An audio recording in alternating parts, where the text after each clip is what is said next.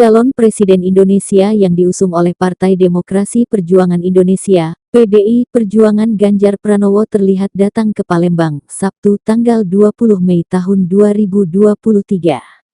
Diketahui mantan Gubernur Jawa Tengah tersebut dijadwalkan akan menghadiri konsolidasi pemenangan pemilu 2024 untuk wilayah Sumatera Selatan. Dengan menggunakan baju merah khas Partai PD Perjuangan, Ganjar disambut dengan meriah oleh ribuan kader Partai PD Perjuangan yang berada di Gor Dempo Jakabaring, Palembang. Ia mengatakan lawatannya ke Palembang ini bukan yang pertama kali. Bahkan pria berkulit putih ini juga menceritakan rekam jejaknya di bumi Sriwijaya. Sudah lama sekali saya ingin ke sini, tidak pernah lupa saya atas perjuangan bersama atas pemekaran di Muratara. Sebuah tempat nan jauh di sana melewati kabupaten dan desa termasuk juga di Pali, ujarnya.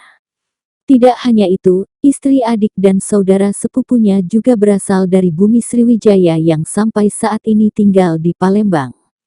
Istri adik saya berasal dari sini dan juga saudara sepupu saya merantau di sini bekerja di Pusri sampai akhir masa pensiunnya, ungkap Ganjar. Ia menuturkan, kader PDIP harus berjuang agar bisa memenangi pemilu di Sumsel. Tidak hanya presiden, tetapi juga gubernur hingga bupati serta wali kota. Semua dibutuhkan untuk membentuk jaringan kuat memajukan Sumsel. Kita memiliki struktur partai yang kuat bahkan sampai ke anak ranting. Keunggulan ini yang harus dikedepankan untuk meraih kemenangan di Sumsel, katanya. Selain itu, Ganjar mempunyai keterikatan yang kuat dengan Sumsel dari sosok mendiang Muhammad Taufik Kemas yang merupakan putra daerah Sumsel. Taufik, kata Ganjar, berperan besar membangun karir politiknya, mulai dari kader pemula hingga sekarang. Melalui sosok Taufik Kemas, dirinya digembleng menjadi politisi yang kuat. Di hadapan beliau Taufik, saya selalu dimarahi, seakan tidak ada yang benar, katanya. Namun, di balik marah-marah, Ganjar meyakini itu adalah cara Taufik untuk menjadikan dia seorang yang kuat dan tahan banting.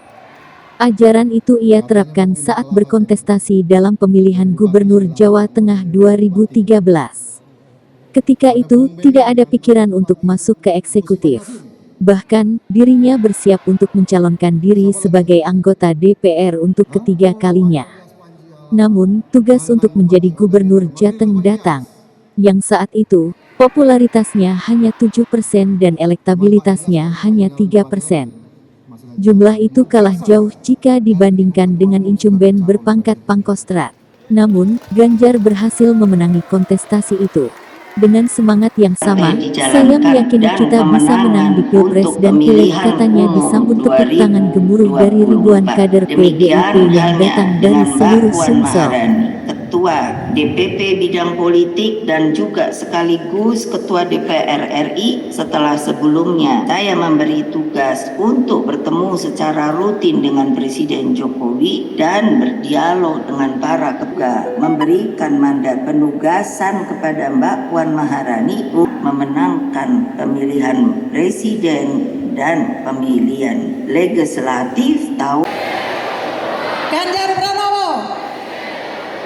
Terima kasih, mudah-mudahan semangat ini akan tak pernah kunjung padam. Terima kasih, saya kiri. Wassalamualaikum warahmatullahi wabarakatuh. Merdeka! PDI Perjuangan! Ganjar Pranowo! Terima kasih. Ganjar Pranowo, disilakan. Kita iringi dengan tepuk tangan yang paling meriah.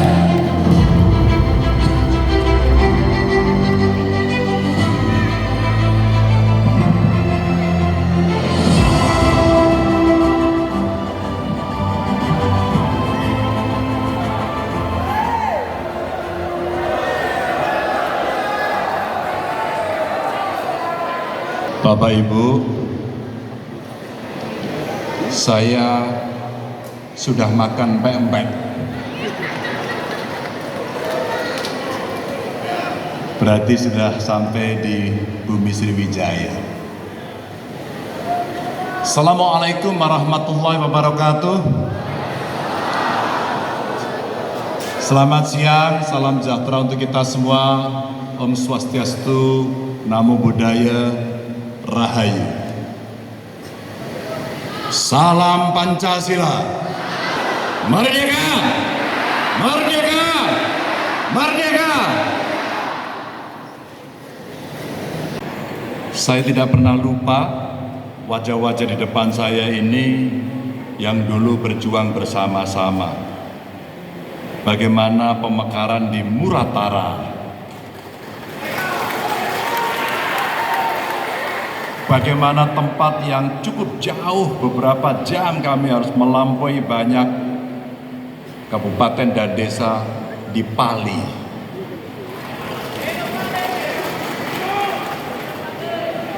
Selatan ini. Saya ya jelek-jelek begini adalah jejaknya di sini begitu. Saya cerita sama Mas Giri tadi, waktu saya makan pempek. Mas Ganjar biasa makan cuka, biasa.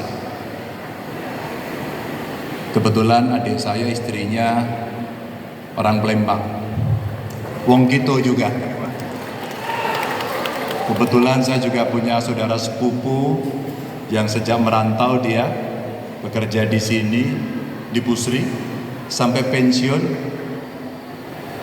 sampai beranak cucu, dan dia tinggal tetap di sini. Kalau Mas Giri tadi menyampaikan siapa yang nanti akan maju jadi Bupati Wali Kota, siapa yang nanti akan maju menjadi anggota DPRD, atau barangkali siapa PDI Perjuangan. Sungguh ini bukan tugas enteng. Mimpi kita akan terjadi yang seluruh kekuatan elemen partai ini berjalan bersama. Dan tentu saja ini bukan penugasan saya yang pertama. Partai, Ibu Ketua Umum pertama kali menugaskan saya di Badan Diklat Partai. Kami ditugaskan lagi untuk menjadi anggota DPR RI. Pada saat yang sama, kami juga ditugaskan untuk melahirkan, membidani lahirnya dan bekerja untuk Baguna, untuk otonomi daerah. Jadi penugasan-penugasan yang diberikan kepada kita itu adalah bagian dari keseriusan kita sebagai kader, sekaligus menguji kita sendiri apakah kita cukup serius sampai itu. Bapak Ibu kawan-kawan, saya mau cerita. Saya tidak pernah maju pilihan gubernur di Jawa Tengah. Tahu nggak? Popularitas saya itu hanya 7%. Dan elektabilitas saya itu hanya 3%. Dan harus men-challenge seorang incumbent yang punya pengalaman pernah menjadi Pangkostrat, bintangnya 3, incumbent. Kalau saat itu PDI Perjuangan Jawa Tengah tidak kompak, tidak ada satupun rumus kemenangan itu. Tidak ada satupun. Dan alhamdulillah, ini saya harus bercerita, karena terima kasih saya berikutnya untuk kita hadir di sini. Saya sebenarnya diperintah oleh Mbak Yayu ada di 2 provinsi secara berurut. Tapi ketika hanya bisa salah satu, Mas Ganjar mau pilih yang mana? Sumatera Selatan. Sumatera Selatan. Ini adalah battleground, ruang kompetisi yang menurut saya menjadi sangat menantang dan sangat menarik buat saya. Maka tadi di mobil Mas Giri sudah briefing kepada saya, Mas Ganjar kan tidak sekali ini datang toh. Oh tidak. Kalau saya diizinkan dan punya waktu, sebenarnya saya pengen keliling ke seluruh kabupaten di Indonesia ini. Tapi beliau sampaikan tadi, ini ada kawan-kawan ini. Pak sekolahan ini paling rajin. Ya pilpres, ya pileg. Kalaulah 2 periode 10 tahun kita sudah memenangkan, apa keuntungan yang kita dapat? Kaderisasi kita makin bagus, makin banyak anggota yang bisa mengisi ruang-ruang jabatan publik. Terbayangkankah oleh kita kalau kemudian kita akan memenangkan kembali dalam 10 tahun mendatang? 10 tahun mendatang. Itu artinya, Mas Giri, seluruhnya bisa kita desain dengan baik, kita persiapkan dengan baik. Siapa yang menjadi bupati, siapa yang menjadi wakil barangkali, wali kota atau gubernur di tingkat lokal, atau siapa yang akan menjabat pada jabatan publik dengan potensi yang ada. Maka meritokrasinya mesti kita siapkan, diklatnya mesti kita siapkan, taktik strateginya kita siapkan. Jangan berkecil hati. Saya punya datanya. 2014 teman-teman bekerja sangat keras.